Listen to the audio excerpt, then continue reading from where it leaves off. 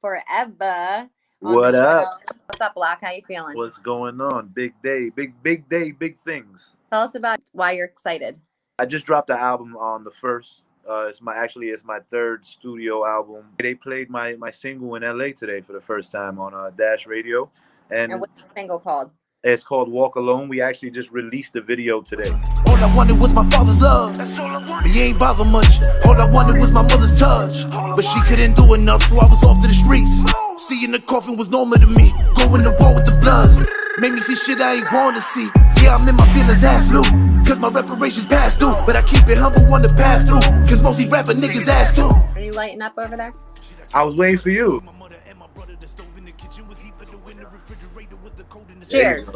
Cheers. This is an interview. So you grew up in the South Bronx? Yes, Tremont Avenue section.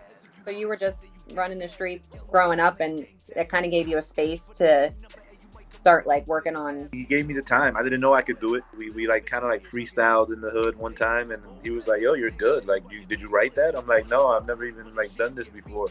And he was like, "Yeah, you're like you have something." Yeah, and that was that. I went to his house that Sunday, and I never left.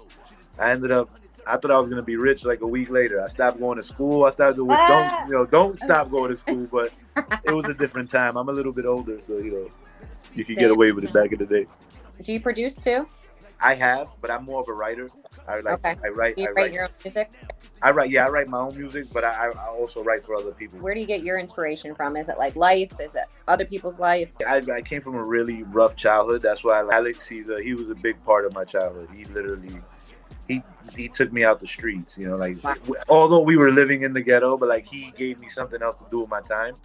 So, I grew up with a lot of, no dad around paying, the mom really not involved. Not that she wasn't involved. She was busy. You can do but so much in a city like New York, but, when you got to pay that expensive ass rent and go out and work and do what you got to do, sometimes the kids got to get left home alone.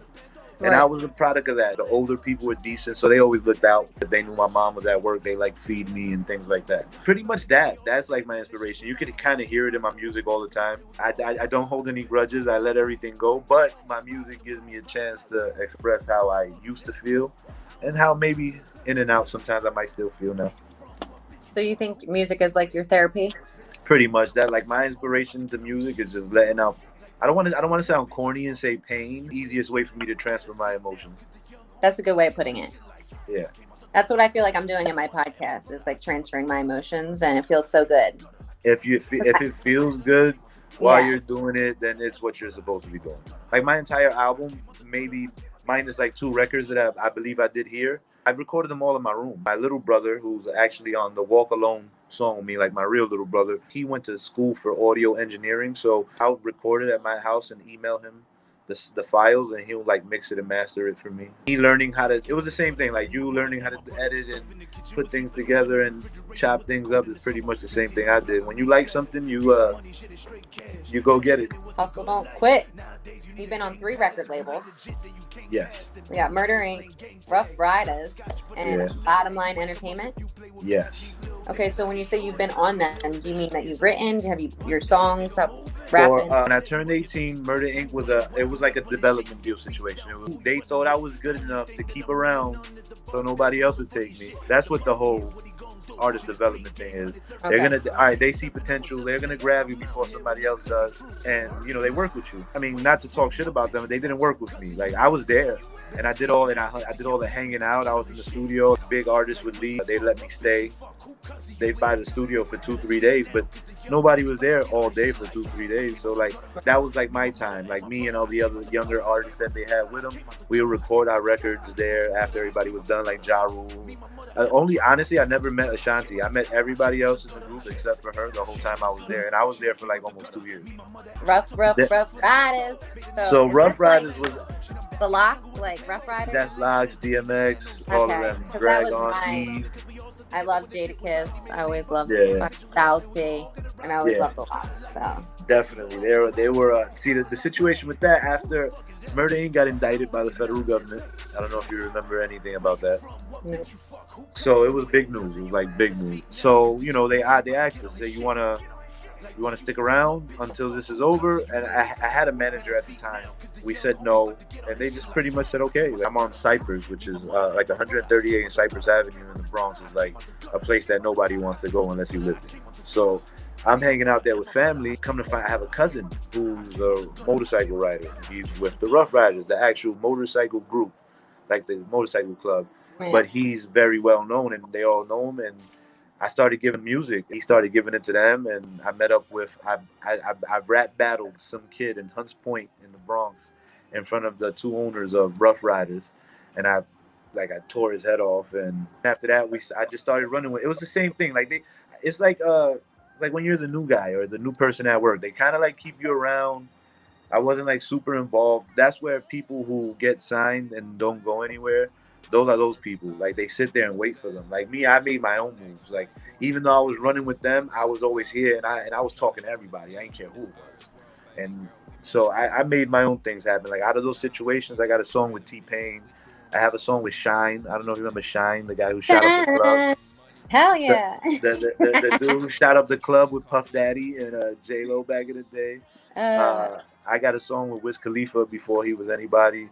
So some things came out of it, you know. The guy you see next to me, DJ Junebug, pretty much a legend in this city.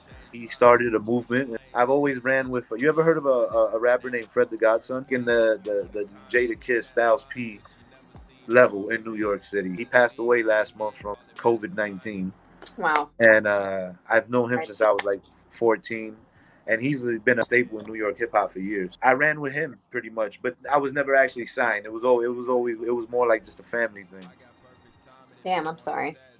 Yeah, nah, he was a good guy, man. This COVID thing took over and it fucked up a lot of things. We're still here and we're still working. Every day you wake up is a blessing. That's how I gotta look at it. Can you just spit 16 for me right now? Right now? I grew up a savage life. I'm a Commodore. When you living this big, can't walk through common doors. I was sore.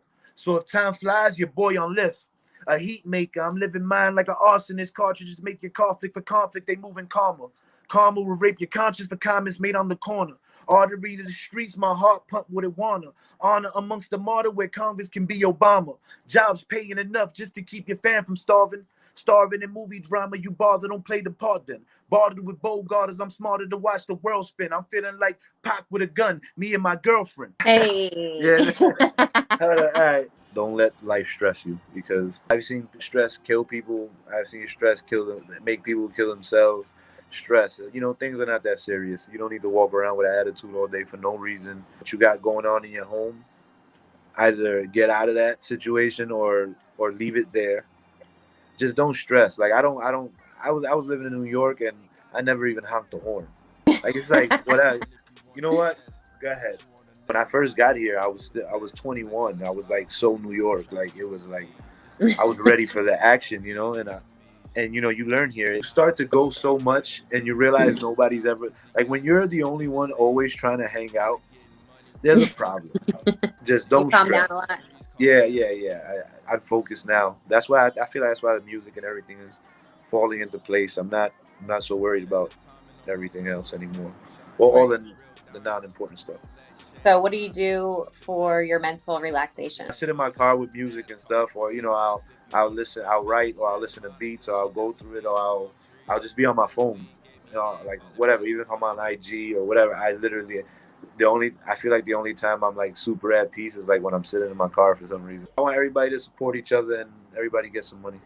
Word. Until next time, guys. Me, my Peace mother, out. and my brother. The stove in the kitchen was heat for the winter. Refrigerator was the cold in the summer. 1900 block of MAZIVS. Getting money, shit is straight cash.